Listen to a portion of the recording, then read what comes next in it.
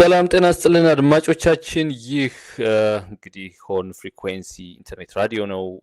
ሳምንታዊ ፕሮግራማችን ይዘን መተናል ወደ እናንተ። ኤርሚያስ ሙልጌታ ነኝ። እንደምን ሰነበታችሁ አድማጮቻችን? እንግዲህ ሳምንቱ እንዴት ነበረ? ክራሞታችሁ እንዴት ነበር? ቀዝቃዛው የኢትዮጵያ ወራት እየገባ ነው። እንግዲህ አለባበሳችሁን ከአየር ሁኔታ ጋር እንድታስማሙ እንደዚሁ እናሳስባለን። እንዴት ሰነበታችሁ? በድጋሚ የሀገሪቱ ብሎም የቀጠናውና በዓለም አቀፍ ደረጃም እንደዚሁ እየተከናወኑ ያሉ አበይት ነጥቦችን እንደ መግቢያና እንደ መንደርደሪያ አድርገን እንደዚሁ ደግሞ ሳምንታዊ ርዕሰ ጉዳዮቻችንም ይዘን መተናል። እንግዲህ ወደ ዋናውና የሳምንቱ ርዕሰ ጉዳያችን ከመግባታችን አስቀድሞ ግን ያው እንደለመድነው የቀጠናዊ ሁነቶችን እንደዚሁ እያነሳሳን የሀገር ውስጥ አበይት ነጥቦችንም እንደዚሁ አንስተን ወደ ርዕሰ ጉዳያችን እንደረደራለን ማለት ነው። ከዚህም እንደ መግቢያ ያህል ደግሞ ከሰሞኑ በተለይም ደግሞ አሁን ወደ ስቱዲዮ እየገባን በነበረበት ሰዓት በስፋት ሲሰራጭ የነበሩ አንድ ተንቀሳቃሽ ምስል ከወደ ትግራይ ክልል ደርሶናል። እሱም ደግሞ እንግዲህ የወጣቶችን በግዳጅ ወደ ወታደራዊ ካምፕና ስልጠና ማሰልጠኛ ተቋም እየተወሰዱ እንደሆነ፣ ይህም ደግሞ የሚከናወነው በዋናነት በህወሓት እንደሆነና ያንም የሚቃወሙ ወላጆች የወጣቶች ወላጆች ታፍሰው የሚሄዱ ወጣቶች ወላጆችና እንግዲህ ቤተሰቦች የአነስተኛ የህዝብ ማመላለሻ የሆነውና ወጣቶችን ይዞ ወደ ግዳጅ እየወሰደ የሚገኘን መኪና በድንጋይ ጥቃት ሲያደርሱ የሚያሳይ ምስል ነው። ይህ እንግዲህ የትግራይን ብሎም ደግሞ የቀጠናውን የዛውን አካባቢ ሰሜንን እንግዲህ ሰሜናዊ ኢትዮጵያን ለጦርነት ዝግጅነት ወይም ደግሞ ጦርነት አንድ ጦርነት በጣም ግዙፍ እና ደም አፋሳሽ ጦርነት አሁንም እየተዋለደ እንደሆነ ለዛም ዝግጅት እየተደረገ እንደሆነ ማሳያ ነው። ያው እንግዲህ ከአንድ ወገን ብቻ ጦርነት አይከናወንም እና በተቃራኒው በሌላም ወገን በተመሳሳይ እንደዚሁ ከፌዴራል መንግስትም ተመሳሳይ አይነት ለጦርነት የሚያዘጋጁ እና በጣም ዴሮጋቶሪ የሆኑ ወርዶች አሁንም እየተነገሩ ይገኛሉ። ከዚህ ቀደም እንግዲህ በፈረንጆች 2020 ጦርነት ከህወሓት ጋር የተገባውን ጦርነት ወይም የተካሄደውን ጦርነት ቅድመ የጦርነት ዝግጅቱ በሚከናወንበት ጊዜ ይደረጉ የነበሩ አይነት ቅስቀሳዎችና አንዳንድ ኮሜንቶች ከመንግስትም በጣም ትላልቅ የመንግስት ባለስልጣናት እንደዚሁ አሁንም እየተሰሙ ይገኛሉ እና ዳርና ዳር ሆኖ መፋጠጡና ቃላት መወራወሩ፣ ዛቻ መዛዛቱ አሁንም እንዳለ ነው የሚገኘው። በመሀል ግን በጣም አሁንም ከትራውማ ያልወጣውና በጣም በብዙ ጭንቅና ችግር ማህበራዊ ረፍት ያጣው የትግራይ ህዝብ አሁንም በመሀል እንግዲህ እየተጎዳ ይገኛል እና ለዚህ ደግሞ እንግዲህ መፍትሄ ያለው እስከማይመስል ድረስ ዝግጅቱ በእጅጉ እየተጠናከረ እንደመጣ ማሳያ ነው። በዚህ ይህንም ተያይዞ እንግዲህ በርካታ ዓለም አቀፍና ሪጂናል እንግዲህ ክልል አቀፍ ወይም ሪጂናል ስንል እንደዚህ በኮንቲነንትም ደረጃ ያሉ ክፍለ አህጉር ተቋማትም እንደዚሁ ማሳሰቢያዎችን እያወጡ ይገኛሉ። በተለይም ደግሞ በቅርቡ ያው እናንተም እንደምታስታውሱት ከአሜሪካ ብሎም ደግሞ ከአውሮፓ ህብረት እየተሰነዘሩ ያሉ ማስጠንቀቂያዎችና ማሳሰቢያዎች በእጅጉ ነገሮች የተካረሩ ለመሄዳቸው ከወዲሁ አመላካች ናቸው። ያው እንግዲህ ዓለም አሁን ጥሩ ነው። በእርግጥ እንደዚህ አይነት አቴንሽን መስጠት በእርግጥ የሚያመጣው ለውጥ አለ ወይ የሚለው ነገር በእጅጉ አጠራጣሪ ወይም ደግሞ አከራካሪ ቢሆንም፣ ነገር ግን እንደዚህ አይነት ትኩረት መስጠት ለእንደዚህ አይነት ውጥረቶች በኢትዮጵያ ደረጃ ትኩረት መስጠት በእጅጉ በመልካም የሚወሰድ እና እንዲበረታታም የሚያስፈልግ ነገር ነው የሚሆነው። ምክንያቱም አንድ ዳሜጁ እንደገና ደግሞ ከተፈጠረ በኋላ ከማልቀስና ሌላ አይነት የእርዳታና እንግዲህ የሰላም ልዑኮቹን ይዞ ከመንጋጋት ይልቅ ከዚህ አስቀድመው ችግሮች ወደ ተባባሰ ደረጃ የማይደርሱበትን አካሄድ መምረጥ እና ዲቫይስ ማድረግ በጣም በእጅጉ የሚበረታታ ነው የሚሆነው። ከትግራይ ወጣ ስንል እንግዲህ ወደ ቤኒሻንጉል እንሄዳለን። በዜና ወጃችንም ወደ እናንተ አድርሰነው ነበር። በእርግጥ የሱዳኑ እንግዲህ ራፒድ አርምድ ፎርስ ወይም ደግሞ አርኤስኤፍ ወይም ራፒድ ሰፖርት ፎርስ በቤኒሻንጉል ጉሙዝ ክልል እንደሚገኝ ወይም ደግሞ ካምፕ እንዳለው ማሰልጠኛ እንዳለው በበርካታ ዓለም አቀፍ የዜና አውታሮችም ሲዘገብ እንደነበር የሚታወስ ነው። በተለይም አሁን ደግሞ በግልጽ መታየትና በተለይም ወደ ማህበረሰቡ እስከ መግባትና የጸጥታ ስጋት እስከ መሆን ደርሰዋል የሚሉ መረጃዎች ከዛው ቤኒሻንጉል በተለይም ደግሞ ከኩርሙክ አካባቢ ኩርሙክ ስል እንግዲህ በኢትዮጵያ ግዛት ውስጥ የሚገኘው የኩርሙክ አካባቢን ማለት ነውና ለዝግጅት ክፍላችን አድርሰው ነበረ ነዋሪዎችና የመረጃ ምንጮቻችን ማለት ነውና እንግዲህ ከዚህ ቀደም ይላሉ የመረጃ ምንጮች ከዚህ ቀደም ሰዎቹ ወደ ከማሰልጠኛ ተቋማቸው ወይም ደግሞ ከካምፖቻቸው ወደ ድንበር አካባቢ ሲጓጓዙ ነበረ እናያቸው የነበረው በዋና መንገዶች ላይ ነበረ እናያቸው የነበረው። አሁን ግን ከዛ አልፈው ወደ ህብረተሰቡ በመግባት የጸጥታ ስጋት እየሆኑ መምጣት ጀምረዋል። ይህም ደግሞ ለክልሉ የጸጥታ መዋቅር በጣም አደገኛ የሆነ ተገዳዳሪ ኃይል ሆነዋል። እነሱን የሚናገርና የሚገታ የክልልም ሆነ የፌዴራል ኃይል ማግኘት አልቻልንም እስከማለትም ደርሰዋል። ጾታዊ ጥቃቶችን እስከማድረስ እንደዚሁም ደግሞ ሰዎችን አስገድዶ መሰወርና መደብደብ እንደዚሁ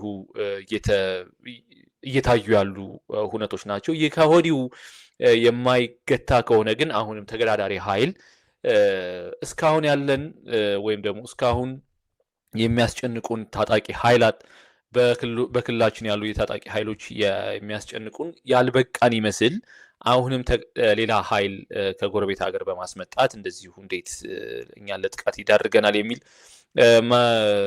ቅሬታ ነበረ እያሰሙ የነበረው። በእርግጥ ኢትዮጵያ እንግዲህ ተመሳሳይ ነው። ከጎረቤት ሀገር አጥቂ ኃይልን በማስገባት ዜጋን መጉዳት በጣም አዲስ አይደለንም። በተለይ ለቅርብ ዓመታት አመራር ወይም ደግሞ አሁን በስልጣን ላይ ላለው አመራር ጋር በተገናኘ ማለት ነውና እንግዲህ የቤኒሻንጉል ጉሙዝ ሌላው በጣም ከፍተኛ የሆነ የጸጥታ ስጋት የሚስተዋልበት ያለበትም ክልል እየሆነ መጥቷል ማለት ነው። በእርግጥ ባለፈው 6 እና 5 ዓመታት አሁንም በአስቸኳይ ጊዜ አዋጅ የሚተዳደረው የመተከል ዞን አሁንም በይፋ የአስቸኳይ ጊዜ አዋጁ አይነሳ እንጂ ያው ኦፍ ኮርስ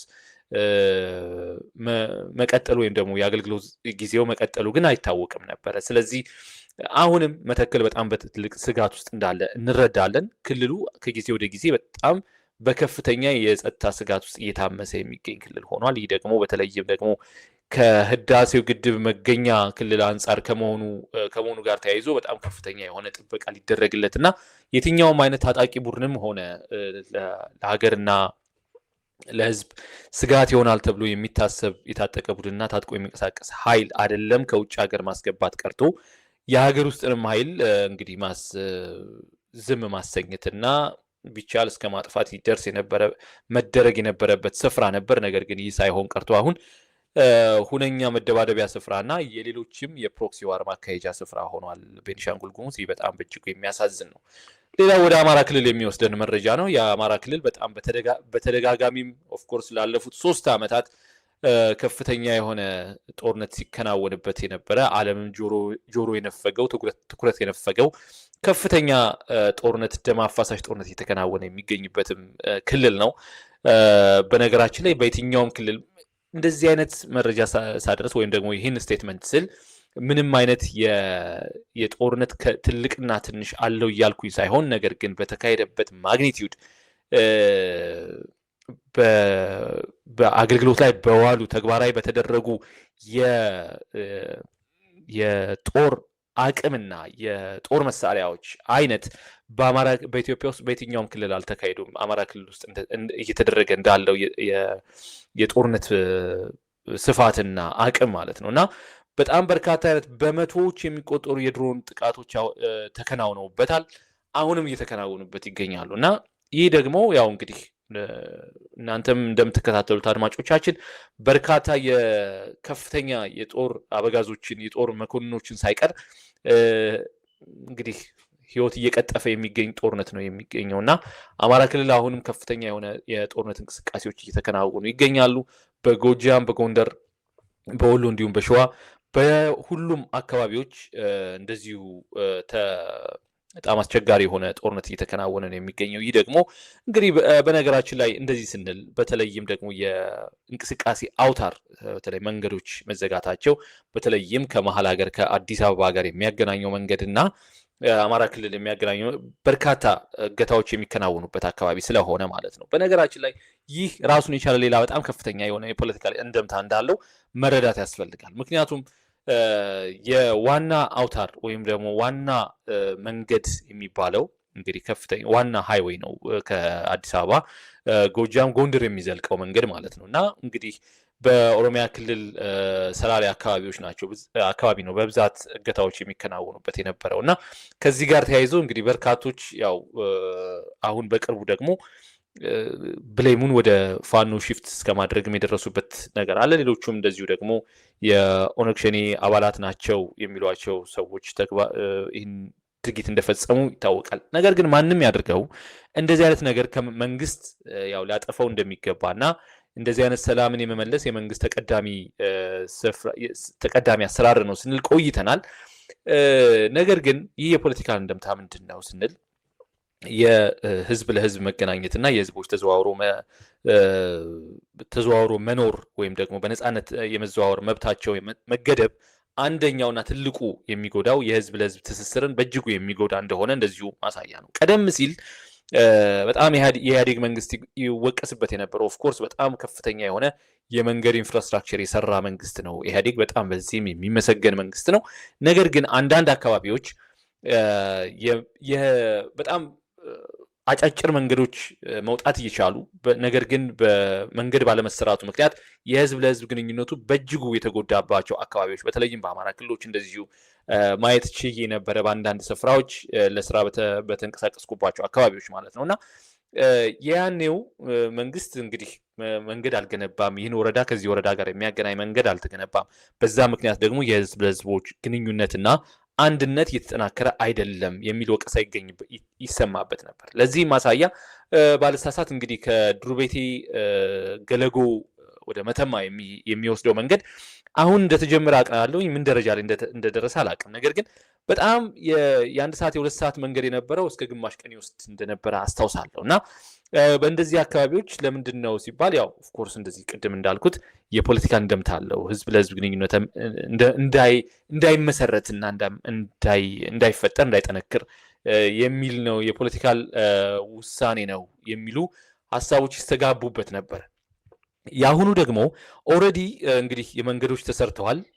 እነሱን መዝጋት ነው እንግዲህ ሌላኛው ሀሳብ እየሆነ የመጣው ማለት ነው። ምክንያቱም መንግስት ዝም ብሎ በግዴለሽነት እነዚህ ጥቃቶችን ካለማረምና ካለማድረቅ የተነሳ የህዝብ ለህዝብ ግንኙነቱ እንደዚሁ ይጎዳል። እርስ በርስ መገናኘቱ፣ ተዘዋውሮ መገበያየቱ፣ መጎዳኘቱና መወዳጀቱ በጣም እየጎዳ ስለሚሄድ ስለዚህ የእርስ በርስ ቅራኔ አለመተማመኑ እንደዚሁ እየሰፋ ይሄዳል ማለት ነው።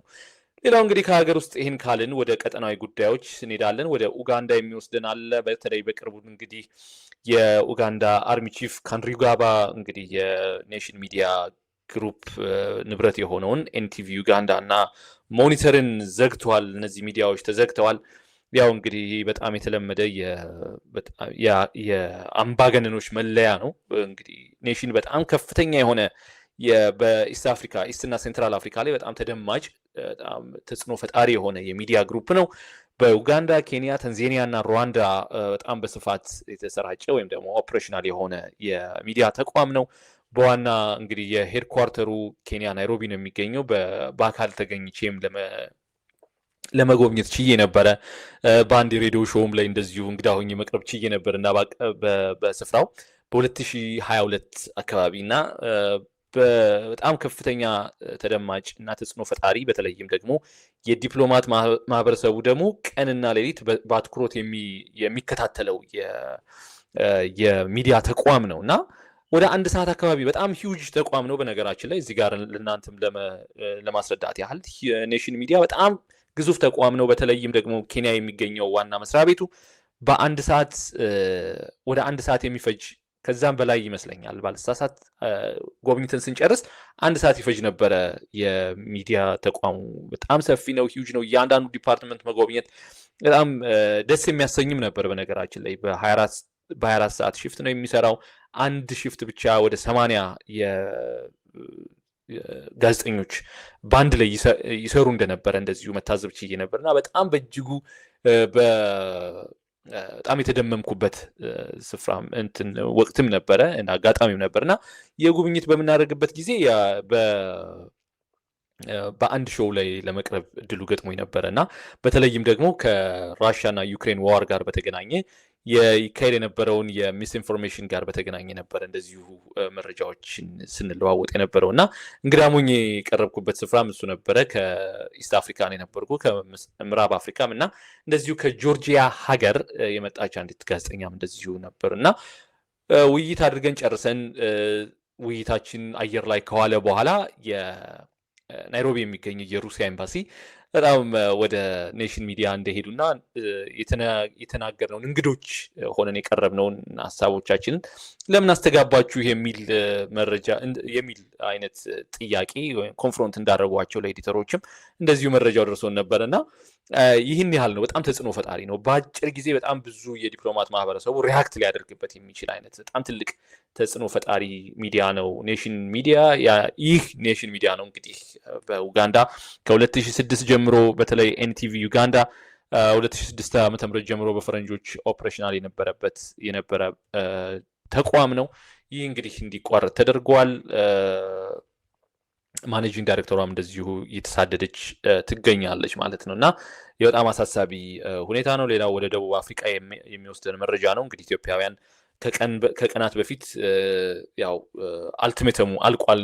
የደቡብ አፍሪካ የማርች እንቅስቃሴ የኦፕሬሽን ዱዱላ መሪዎች የመጤጠል የሆኑ እንቅስቃሴ የሚያካሂዱ ደቡብ አፍሪካውያን ያስቀመጡት የጊዜ ገደብ አልቆ እንግዲህ ጁን 30 እነሱም ወደ አደባባይ ወጥተዋል። በርካታ እንግዲህ ህዝባዊ አመጽ የተከናወነበትም ስፍራ ነበር።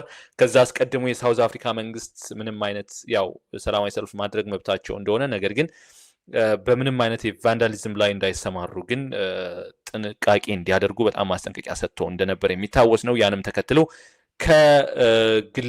ከመንግስት የጸጥታ ተቋማትን ባሻገር የግል የሴኩሪቲ ፈርሞችም እንደዚሁ እንዲሰማሩ አድርገው ነበረ። ነገር ግን ያው እዚህም እዛም ጉዳቱ የታሰበውን ያህል ጉዳትን ባይሆን ነገር ግን ጉዳቶች ተከስተዋል። አንድ ናይጄሪያም እንደዚህ ከቀናት አስቀድሞ መገደሉ በጣም ትልቅ መነጋገሪያ ሆኖ ነበረ። የናይጄሪያ መንግስት እንግዲህ በዜጎቹ ላይ የደረሰውን ውድመትና በንብረቶቻቸው ላይ የደረሰውን ውድመትና የነፍስ መጥፋት ምክንያት በማድረግ በይፋ ካሳ ለመጠየቅ የደቡብ አፍሪካን መንግስት ካሳ ለመጠየቅ በእንቅስቃሴ ላይ እንደሆነም እንደዚሁ መረጃዎችን ለማግኘት ችዬ ነበረ። ኢትዮጵያውያንን አናግሬ ነበረ በስፍራ ያሉትን። በእርግጥ በቀጣይም እንግዶች አድርጌ ያቀርባችኋለሁ እዚሁ ዝግጅታችን ላይ። የታሰበውን ያህል ችግሮች አልደረሱብንም ብለውን ነበረ። ኦፍኮርስ የተወሰኑ ሰዎች ሱቆቻቸው በግድ እንዲዘጉ አድርገዋል። አልፎ አልፎ ደግሞ እንደዚሁ ተዘርፈዋል። ነገር ግን እንዳሰብነውና እንደፈራነው ጉዳቱ አልደረሰብንም የሚል ምላሽ ነበረ የሰጡን የነበረው። which is nice በጣም አሪፍ ነገር ነው። በቀጣይ እንግዲህ እንደዚሁ በሰላም እንዲያልፍ የስካሁኑ መንግስት ተጠያቂ እንዲያደርጋቸው አጥፊዎችን ተጠያቂ እንዲያደርጋቸው እንደዚሁ አሁንም እንወተውታለን። ሌላ ወደ ኬንያ የሚወስደን መረጃ ነው። ይህ ደግሞ በኬንያ እንግዲህ በጣም አሳሳቢ ጉዳይ የሆነ የመጣው ካውንተርፊት የሆነ ማለት በጣም ፎርጅድ የሆነ መድኃኒት በኬንያ የመድኃኒት አቅርቦት ሰንሰለት ውስጥ መግባቱ በጣም በእጅጉ አሳሳቢ የሆነ መጥቷል። በተለይም ደግሞ የኤችአይቪ መመርመሪያ ኪት እንደዚሁም ደግሞ አንቲባዮቲክ መድኃኒቶች እንደዚሁም ዲያሊሲስ ለሚያደርጉ ደግሞ እንደዚሁ የሚወሰዱ መድኃኒቶች በጣም በእጅጉ እንግዲህ ደረጃቸውን ያልጠበቁ እንዲሁ ሀሰተኛ መድኃኒቶች ሊባሉ የሚችሉ ወደ የኬንያ የመድኃኒት አቅርቦት ሰንሰለት ውስጥ እየገቡ ይገኛሉ የሚል መረጃዎች ናቸው እየደረሱን ያሉት። ይህ በጣም በእጅጉ አሳሳቢ ነው። በኢትዮጵያ በአንድ ወቅት እንደዚህ ደረጃውን ያልጠበቀ የኤችአይቪ መመርመሪያ ኪት ወደ ኢትዮጵያ ገብቶ እንደነበር የሚታወስ ነው እና እንዲያውም እንግዲህ አንዳንዶች እንደሚሉት በዛን ወቅት የተደረጉ የኤችአይቪ ቴስት ድጋሚ መከለስ አለባቸው እና ያን የሚወጡ የነበሩ የኤችአይቪ አሃዞች ድጋሚ መከለስ እንዳለባቸው እንደዚሁ ያሳስባሉ። ምክንያቱም ይሰጡት የነበሩት የአኪሬሲ ጉዳይ በጣም አጠራጣሪ የነበረ የኤችአይቪ መመርመሪያ ኪት ስለነበረ ማለት ነው እና አሁንም በኬንያም እንደዚሁ አይነት እየተስተዋለ እንደሚገኝ እንደዚሁ መረጃዎች እየወጡ ይገኛሉ። ሌላው ወደ መጨረሻው የቀጠናዊ ጉዳዮች ስናልፍ ወደ ኤርትራ የሚወስደን ጉዳይ ነው የሚገኘው። ኤርትራ እንግዲህ በፈረንጆች የሐምሌ መጨረሻ እንግዲህ አሁን በያዝነው ወር መጨረሻ ድረስ ገንዘቦቻቸውን ሙሉ በሙሉ ወደ ባንክ አስገብተው እንዲጨርሱ እና ከዛ በኋላ ግን የማያስገቡ ወይም ደግሞ ይህን ትዕዛዝ የማያከብሩ ግን ካሉ ህጋዊ እርምጃ ሊወሰድባቸው እንደሚችል የኤርትራ መንግስት ይፋ አድርጓል። ይህንም ተከትሎ እንግዲህ በርካታ ሀሳብና አስተያየቶች እየተሰነዘሩ ይገኛሉ። በነገራችን ላይ የኤርትራ የገንዘብ ስርዓት እንግዲህ ያው እንደምታውቁት በጣም ከፍተኛ የሆነ ቁጥጥር ከሚደረግባቸው ሀገራት አንዱ ነው። ለምንስ ነው እንደዚህ አይነት አሁን በጣም ቆምጨጭ ያለ እርምጃ እየተከናወነ ያለው? ምን አዲስ ነገር ተከሰተ? ህዝቡስ ከዚህ ቀደም በእርግጥ ይላላለት ጉዳይ ነበር ወይ በቤት ውስጥ ገንዘቡን ለማስቀመጥ የሚሉ ጥያቄዎች ያስነሳሉ። ነገር ግን እንግዲህ የኤርትራ መንግስት አንድ የሸተተው በጣም ትልቅ ወይም ደግሞ ከርቀት በጣም ነገሮችን የማሽተት ብቃት ያለው እና እንግዲህ ተጠራጣሪ መንግስት እንደሆነ እንደዚሁ እንረዳለን እና ምን አይነት አዲስ ነገር ሊመጣበት እንዳለ ከወዲሁ ማሳየት ያስፈልጋል ወይም ደግሞ መገመት እንችላለን። ምክንያቱም የኤርትራ ናቅፋ አሁን በአዲግራትና በአድዋ አንዳንድ አካባቢዎች በኮንትሮባንድ ንግድ ላይ ተሳታፊ ነው በነገራችን ላይ እና ከ12 ብር እስከ 15 ብር እየተመነዘረ እንደዚሁ ግብይት ውስጥ እንደሚገኝ ማስታወስ ወይም ደግሞ ማውሳት ያስፈልጋል። በአንድ ወቅትም እንደዚሁ በስፋት ተዘግቦ ነበረ። በእኛም እንደዚሁ በሆርን ፍሪኩዌንሲ ሚዲያም እንደዚሁ መዘገባችን የሚታወስ ነው እና ይህ አይነት ፕሬዘንስ ወይም ደግሞ ከጎረቤት ሀገራት ጋር የሚገበያዩበት አይነት በጎረቤት ሀገራት ላይ የገበያ ስርዓት ውስጥ መግባትን ተከትሎ የኢሳያስ መንግስት እንግዲህ በጣም አንድ የጠረጠረውና የሚፈራው ጉዳይ እንዳለ እንደዚሁ ማሳያ ነው። እንደዚህ አይነት ነገሮችን ቆምጨጭ ያሉ መረጃዎችን እና ቆምጨጭ ያሉ ትዕዛዛትን ሲያስተላልፍ ማለት ነው እና ያው እንደምታውቁት አሁን ያለው የኢትዮጵያን እያስተዳደረ የሚገኘው ሪጅምም ከዚህ አስቀድሞ የመጀመሪያው ስራው የነበረው የገንዘብ ኖትን መቀየር ነበር እና ከዛ በኋላ የተከናወኑት ነገሮች በሙሉ ብዙ አይነት ከዛ ጋር የተያያዙ ምሬቶች እንደነበሩ እና ጦርነቶችም እንደዚሁ መጋጋላቸው ከዛ ጋር የተያያዘ የሚሆንበት ትንታኔ ማቅረብ ይቻላል ማለት ነው እና የኤርትራ መንግስት አንድ የተጋረጠበት ችግር ወይም አደጋ ለመኖሩ ከዚሁ ጋር አንድ ማሳያ ተደርጎ ይወሰዳል ማለት ነው። ሌላው እንግዲህ ዛሬ ወደ ርዕሰ ጉዳያችን እናልፋለን። ርዕሰ ጉዳያችን ደግሞ የኢራንን ወቅታዊ ሁኔታ እያነሳን ከኢትዮጵያ ወቅታዊ ሁኔታም ጋር እንደዚሁ እየመነዘርን ካለፉት ሁነቶችም ጋር እንደዚሁ እያሰናሰልን ወደ እናንተ የምናቀርብበት ጉዳይ ነው የሚሆነው።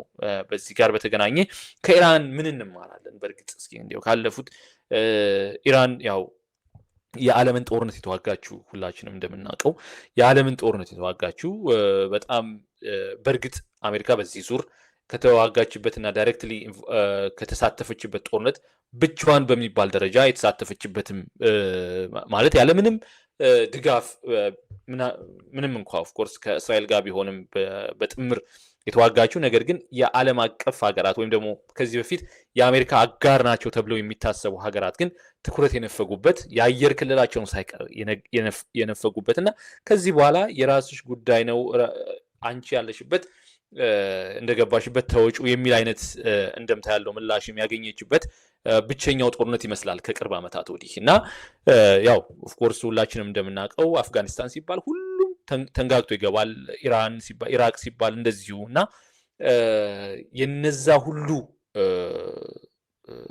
የነዛ ሁሉ ድምሮች ነገር ግን የነዛ ሁሉ ልምዶች አሁን አሜሪካ ላደረገችው አይነት ኦፕሬሽን ግን በጣም ግር የሚያሰኝ ነው ማለት በጣም ብዙዎቹ ወደ እንግዲህ እኛ ከዚህ ከደሙ ንጹህ ነን ያሉበት አግባብ ነበረ ባሳለፍነው ጊዜ እና ከዚህ ጋር ተገናኝቶ በነገራችን ላይ የአሜሪካ ጦርነትም አይደለም የሚሉ ራሳቸው አሜሪካውያን እና ቀደም ሲሉ ደግሞ እንግዲህ በትልቁ የስለላ መስሪያ ቤት ተቋማ በሲአይኤ ከፍተኛ የኃላፊነት ደረጃ የደረሱ የነበሩና በኋላ ላይ ደግሞ አሁን ያው እንግዲህ ከመስሪያ ቤቱ የተሰናበቱ እና አሁንም አክቲቭሊ ግን ወቅታዊ ሁኔታዎችን የሚከታተሉ ግለሰቦች ይህ የአሜሪካ ጦርነት አይደለም የእስራኤል ጦርነት እስራኤል ነች ያው የዘንዶውን ጉድጓድ በሞኝ ክንድ እየለካች ነው የሚል አይነት ንግግር እያደረጉ የሚገኙ። ከዚህ ውስጥ እንግዲህ ጆን ኪሪያኩ እንግዲህ ብዙዎቻችሁ ልታውቁ ትችላላችሁ።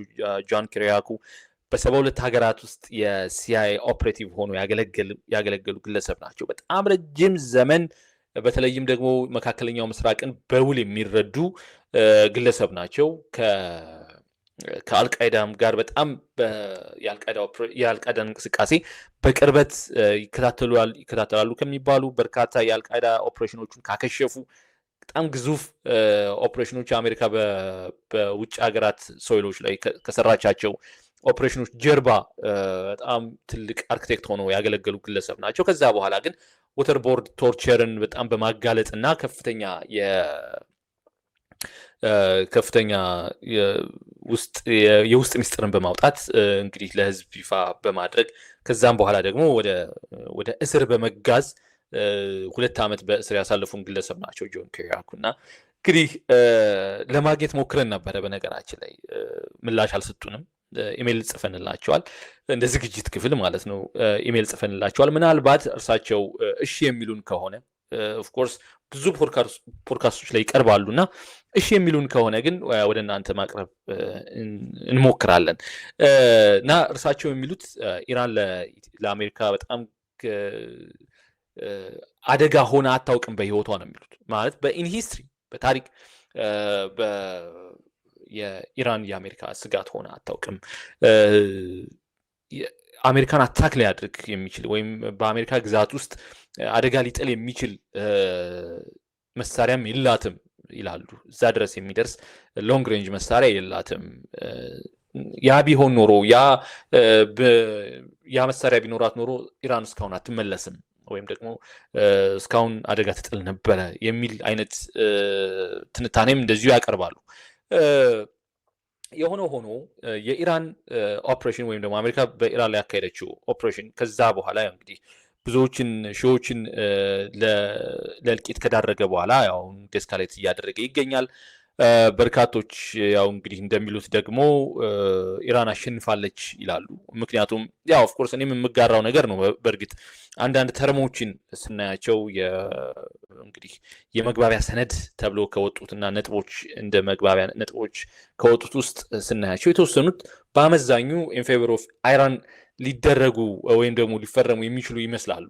በተለይም ደግሞ ማዕቀብ ከማንሳት ጋር በተገናኘ በእርግጥ ማዕቀብ ማንሳት አሜሪካ በኢራን ላይ ጣለችውን ማዕቀብ ከማንሳት አንጻር በእርግጥ ተፈጻሚ የሚሆኑ ቅድመ ሁኔታዎች እንዳሉ ሁሉ ሆነው ማለት ነው እና ነገር ግን ከዛ አስቀድሞ አንድ ሚስ ካልኩሌት የተደረገ ነገር ግን እንዳለ እንደዚሁም ደግሞ ይህም ለኢትዮጵያ ማሳያ እንዲሆን ወደ እናንተ እንግዲህ ቀንብበን አቅርበነዋል ማለት ነው።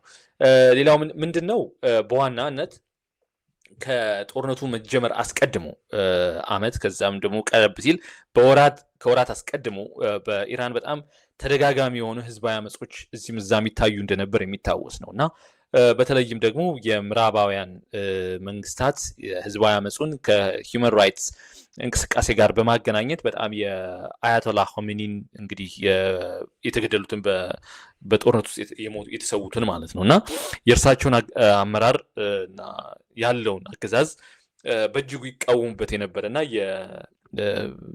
ለሰብአዊ መብት ደንታ የሌለው እንዲሁም ጨቋኝ እና በጣም አምባገነን አገዛዝ ነው ኢራንን እያስተዳደራት ያለውና ለህዝቡ እድል ሊሰጥ ይገባል፣ የሚሆነውን የሚመርጠውን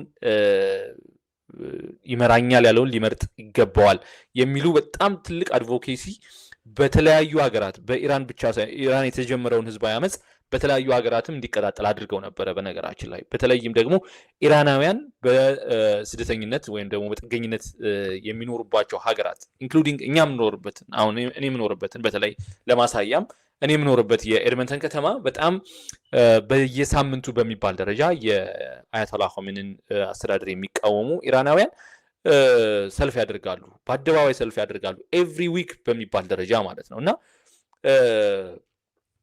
አሁን የምዕራብ ካናዳ የኢራን ኮሚኒቲ እግር ኳስ በሚያካሂድበት ጊዜ የኢራን ባንዲራ አይሰቀልም። በነገራችን ላይ ብዙ ባንዲራዎች ይደረጋሉ፣ የብዙ ሀገራት ባንዲራዎች ይከናወናሉ፣ የኢራን ባንዲራ አይሰቀልም።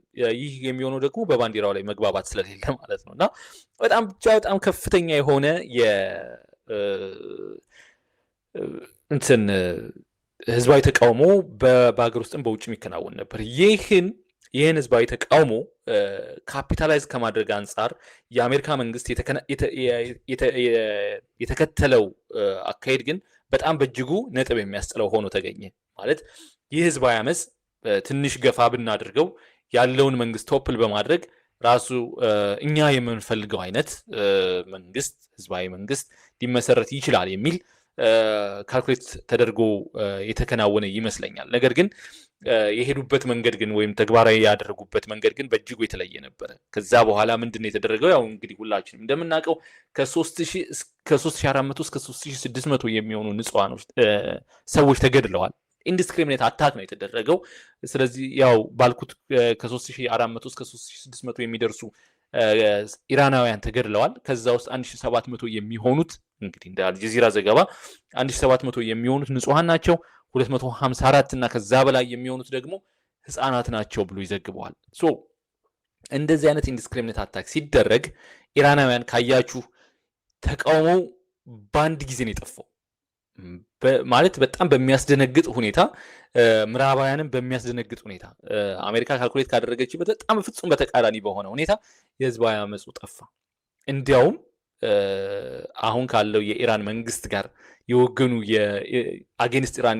አጌንስት ሪጂም ይንቀሳቀሱ የነበሩ ግለሰቦች አሁን ካለው የኢራን መንግስት ጋር የወገኑበትና አቋማቸውን ሽፍት ያደረጉበት አጋጣሚ ነበረ። ይህ በጣም በእጅጉ ፍራስትሬቲንግ ነበረ ለጥምር ጦሩ ወይም ደግሞ አሜሪካና እስራኤል ላደረጉት የጥምር ኦፕሬሽን ማለት ነው። እና እንዳሰቡት እንግዲህ መንግስት ወይም ደግሞ ሬጂም ቼንጅ ማድረግ አልቻሉም።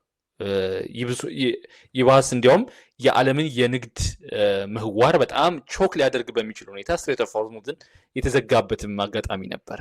ይህ ከገመቱትና ይኬዳል ተብሎ ወይም ደግሞ ኢራን በዚህ ሌቭል ሪታሌት ታደርጋለች ተብለው ጠንክራ በዚህ ያህል መንግስት በዚህ ያህል ሌቭል አጸፋ ትሰጣለች ብለው ከገመቱበትም በጣም በተለየ ሁኔታ እንግዲህ መሪያቸው መንፈሳዊ መሪያቸው አያቶላ ኻሜኒ ከተገደሉ በኋላ እንኳ ኢራን ውስጥ ወጥ የሆነ አስተዳደር ነው የቀጠለው። ወጥ የሆነ ምንም አይነት መዋዠቅ ሳይፈጠር ነው እንግዲህ በጦርነቱን በጣም ሲያከናውኑ የነበረው ማለት ነው። በዛ ሁሉ መሀል ግን ህዝባዊ አመፁ በጣም ከፍተኛ በሚባል ደረጃ ጠፍቶ ነበረ። ይህ የሚሆነው እንግዲህ የስሌት በጣም በቃ የስሌት መድከም ሲያጋጥም ነው እንደዚህ የሚሆነው። እንዴት አድርገን ይህ ያሰብነውን ነገር ልናሳካ እንችላለን ሲባል ነው። ምክንያቱም ህዝብን እየገደልክ ህዝብ እየተገደለ ህዝብ ኢንፍራስትራክቸር እየወደመ በነገራችን ላይ የወደመው ኢንፍራስትራክቸር እንግዲህ ከ200 ቢሊዮን ዶላር በላይ የሚደርስ ነው። ኢንፍራስትራክቸሩ የወደመው 43% የሚሆነው የኃይል ግሪድ ወይም ደግሞ ፓወር ግሪድ ዲስራፕት ተደርጓል። 42% የሚሆነው ማለት ነው። እንግዲህ ያንን ተከትሎ ደግሞ እንግዲህ ውጊያውንም የኢንፍራስትራክቸር መውደሙንም ብዙ እጥረቶችን ተከትሎ ደግሞ ወደ 138,000 የሚሆኑ ኢራናውያን ዲስፕሌስድ ሆነዋል። ኢማጂን ሶ ይህ የሆነ ማህበራዊ ኢኮኖሚያዊ ቀውስን ያስከተለውን ጦርነት ያ ደግሞ የሆነው በውጭ ሀገራት ገዢዎች ወይም በውጭ ሀገራት ኃይል መሆኑ ያን ደግፎ የኢራን አሁናዊውን መንግስት ሊቃወምልኝ ይችላልና ሊያስወግደው ይችላል የሚል የበሰለ ኢራናዊ ማግኘት አልቻለም የጥምር ጦሩ አሜሪካም ሆነ እስራኤል ማለት ነው። እና ያ በሆነበት ሁኔታ ህዝብ ሲገደል ኢንዲስክሪሚኔት አታክ ሲደረግ የነበረው ጦርነት የነበረው ህዝባዊ አመፅ በጣም በእጅጉ ቀንሶ እንዲያውም ከኢራን መንግስት ጋር እንዲቆም ተደረገ ማለት ነው። የህዝቡ አቅም በጣም ከፍተኛ ነበር። በነገራችን ላይ በጣም ከፍተኛ የሆነ የህዝባዊ አቅም ነበረው። መነሳሳቱም እንደዛው ነበር። ከዚያ አስቀድሞ ከጦርነቱ አስቀድሞ የነበረው ማለት ነው። ነገር ግን ያን ማስቀጠል አልተቻለም ነበረ ማለት ነው። እና ይህ ጉዳይ ኢትዮጵያን በጣም እንዳይና እንድመለከት አድርጎ የነበረ በተለይም ደግሞ ያው ቀደም ሲል ታስተውሉት እንደነበረ በ2013 የተጀመረው ከህወሓት ጋር የተገባው ጦርነትን አስቀድሞ የራሱን የለውጥ ኃይል ብሎ የመጣው መንግስት በዶክተር አብይ የሚመራው መንግስት ማለት ነው ወደ ስልጣን ከመጣ በኋላ የህወሓት ባለስልጣናት ወደ መቀሌ ከሄዱ በኋላ ይከናወን የነበረው እኔ በተደጋጋሚ ወደ ትግራይ እጓዝ ነበር እና የህዝቡን ስነልቦና በጣም በቃ ያው ጓደኞቼ ምንም ስለነበሩ ማታም እንደዚሁ እንደው ፈታ ሲባልም የሚወሩ ወሬዎችንም እንደዚሁ ለማዳመጥ እችል ነበር ሞክር ነበርና ይደረጉ የነበረው ነገር ምንድነው በቃ ማለት ቢያንስ ህወሓት ወደ ክልሉ ህዝቡን ፊቱን እንዲያዞር አድርጎልናል ታንኪው አብይ የሚል ሰዎች በጣም ብዙ ነበሩ በነገራችን ላይ ነገር ግን ከዛ በኋላ የተሄደበት መንገድ ግን ስሌቱ በጣም የተንሻፈፈ ነበረ ህዝብን በጅምላ መፈረጅ እንደዚህ ተከናወነ አንዳንድ ስያሜዎችን መስጠት ስድቦችን እንደዚሁ ማስተጋባት ነበረ የተከናወነው ከዛ በኋላ ያን ስድብ ኦፍ ኮርስ እንደዛም ስድብ ላይ ሆኖ በነገራችን ላይ ህዝቡ ይሄን ያህል ቅሬታ አልነበረበትም ነገር ግን የፖለቲካል እንደዚህ ፐርሰናሊቲስ እዛው የነበሩት ማለት ነውና ያን ስድብ በጣም ካፒታላይዝ አደረጉት ህዝብን ማንቂያ መቀስቀሻ ማደረጉት በእርግጥ ትክክል ነበሩ ኦፍ ኮርስ ለፖለቲካ ግባቸው ማለት ነውና ያን ተከትሎ በስድብ ያላቆመው ነገር ያው ኦፍ ኮርስ ኢንዲስክሪሚኔት አታክ በትግራይ ውስጥ ተከናወነ በጣም ከፍተኛ ደም መፋሰሶች እንደተደረጉ እናውቃለን ከዛ በኋላ ሆነ ህዝቡ ቀድሞ ከነበረበት አብይን ይወደዋል ከሚባልበት መንገድ 100% በሚባል ደረጃ እጥፍ ነው ያለው ሶ ከሚታሰበው በላይ ነበረ እንግዲህ ድጋፍ ሲፈለግ ሲጠበቅበት የነበረው ማለት ነው ከዛ በኋላ ግን ያው መሆን አልተቻለም ህዝብ ከፌደራል መንግስት ጋር ፍጹም በሚባል ደረጃ ተፋጣ ተቃቃረ ያው የሚሆነው ሆነ ማለት ነውና አሁንም አማራ ክልል እየተደረገ ያለው ነገር ይሄ ነው በነገራችን ላይ በአማራ ክልል የተከናወነው ህዝባዊ የአስቸኳይ ጊዜ አዋጅ አለ አስቸኳይ ጊዜ አዋጁ በነገራችን ላይ ኢትዮጵያ ውስጥ ተደረገ ወይም ደግሞ በኢትዮጵያ ውስጥ ተላልፈዋል ከተባሉ የአስቸኳይ ጊዜ አዋጆች በእጅጉ የተለየ ነው ምናልባትም እንግዲህ ዩኒክ ኢን ኢትስ ካይንድ ሊባል የሚችል አይነት የአስቸኳይ ጊዜ አዋጅ ነው በአማራ ክልልና እንዳስፈላጊነቱ በሌሎችም አካባቢዎች ነው የሚለውና በጣም ኦፕን ነው ለኢንተርፕሪቴሽን ብዙ ነገሮችንም ለመፈጸም እንደዚሁ በጣም አመቺ የሆነ መምቻ አይነት ቱል ነው እና የተከናወነ የነበረው ማለት ነው ምናልባትም ይሄ ማለት አማራ በየትኛውም አካባቢ በኢትዮጵያ አካባቢ የሚኖር የትኛውም አይነት አማራ ታርጌት እንዲደረግ አይነት አስቸኳይ ጊዜ አዋጅ ነበረ የወጣው የነበረውና በነገራችን ላይ ከቀዳሚው ጊዜ ከሰኔ 15 በኋላ ከዛ በኋላ እንደዚህ የሆኑ እየተደራረቡ የመጡ አጀንዳዎች ነበሩ በክልሉ ላይ እና በፌደራል መንግስት ላይ አሁንም በጣም ከፍተኛ እምነት ያለው ቁጥር ኦፍ ኮርስ የአማራ ማህበረሰብ የለም እያልኩኝ አይደለም ነገር ግን ከጊዜ ወደ ጊዜ ግን ድጋፉን ለታጣቂ ኃይሎች ግን እያበዛና እያበረታ የመጣ ግን የህዝብ ቁጥር በራሱ በፌደራል መንግስት ገፊነት ነው በነገራችን ላይ በጣም ሚስካልኩሌት ከማድረጉ የተነሳ ህዝብን በኢንዲስክሪሚኔት ከመጉዳቱ የተነሳ መሰረተ ልማቶችን ከማውደሙ የተነሳ እናቶች በዛፍ ስር እንዲወልዱ ከማድረጉ የተነሳ ምክንያቱም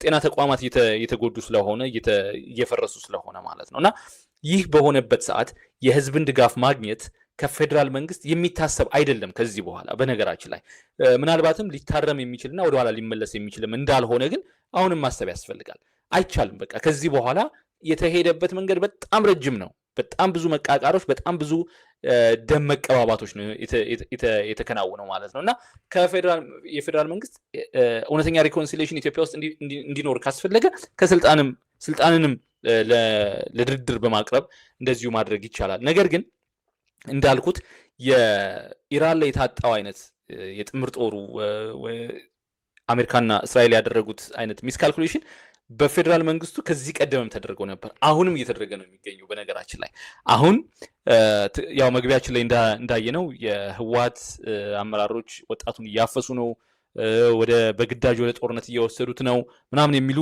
አይነት ፕሮፓጋንዳዎች ኦፍ ኮርስ ሁነቶች ናቸው ፕሮፓጋንዳ ብቻ አይደለም ኢትስ ፋክት ግን ይህን በማድረግ የትግራይን ህዝብ ከጎን አሰልፋለሁ የሚል የፌደራል መንግስት አስተሳሰብ ይኖራል ብዬ አላስብም ነገር ግን ምክንያቱም አሁንም ቂም ውስጥ ነው ህዝብ በጣም ብዙ ተጎድቷል በጣም በብዙ ትራማ ውስጥ ነው የሚገኘው እና ምናልባት አይቀሬ ከሆነ ይህ ጦርነት መንግስት ሪኮንሲደር ማድረግ ያለበት እንደገና ደግሞ ማጤን ያለበት በጣም ብዙ ነጥቦች እንዳሉት ግን ከወዲሁ ማስታወስ ያስፈልጋል።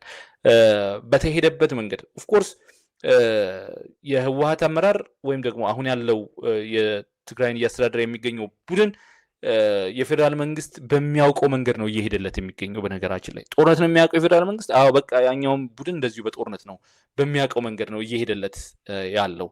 ያ ደግሞ እንግዲህ በጣም የለየለት ደም መፋሰስ ከማምጣት ውጪ ለውጥ ያመጣል ብዬ በእጅጉ ማስብ ሰው አይደለሁም።